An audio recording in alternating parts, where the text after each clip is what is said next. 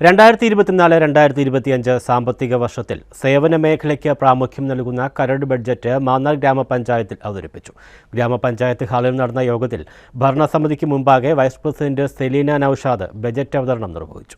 പ്രാരംഭ ബാക്കി ഉൾപ്പെടെ 22,33,43,672 രൂപ വരവും 21,27,00,000 രൂപ ചെലവും 1,06,43,672 രൂപ മിച്ചവും പ്രതീക്ഷിക്കുന്ന ബജറ്റാണ് അവതരിപ്പിച്ചത്. കാർഷികം, മൃഗസംരക്ഷണം, ആരോഗ്യം, വിദ്യാഭ്യാസം, ചെറുകിട പരമ്പരാഗത വ്യവസായം, ഗതാഗതം, കുടിവെള്ളം, മാലിന്യ നിർമ്മാർജ്ജനം, ശുചിത്വം, തെരുവിളക്ക് പരിപാലനം, പാർപ്പിടം, പട്ടികജാതി പട്ടികവർഗ ക്ഷേമം, വയോജനക്ഷേമം, ശിശുക്ഷേമം, സ്ത്രീകളുടെ സുരക്ഷയും ഉന്നമനവും തുടങ്ങി എല്ലാ മേഖലകൾക്കും പ്രാധാന്യം നൽകിയാണ് സെലീന നൌഷാദ് ബഡ്ജറ്റ് അവതരിപ്പിച്ചത്.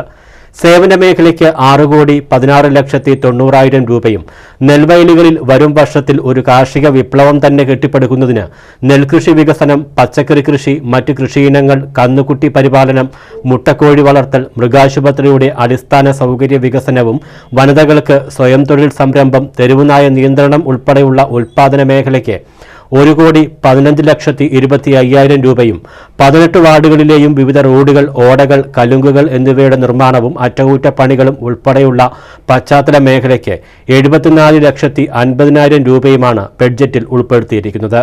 1,27,00,000 രൂപ ചെലവും 1,06,43,672 രൂപ മിച്ചവും പ്രതീക്ഷിക്കുന്ന കാർഷിക മൃഗസംരക്ഷണം, ആരോഗ്യം, വിദ്യാഭ്യാസം, ചെറുകിട പരമ്പരാഗത വ്യവസായം, ഗതാഗതം, കുടിവെള്ളം,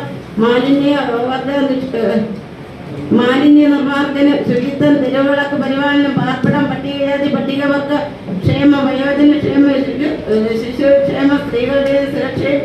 ബഡ്ജറ്റ് അവതരണ യോഗത്തിന് പഞ്ചായത്ത് പ്രസിഡന്റ് TV രത്നകുമാരി അധ്യക്ഷത വഹിച്ചു. സെക്രട്ടറി GV ജയകുമാർ നന്ദി പറഞ്ഞു. News bureau, Mannar.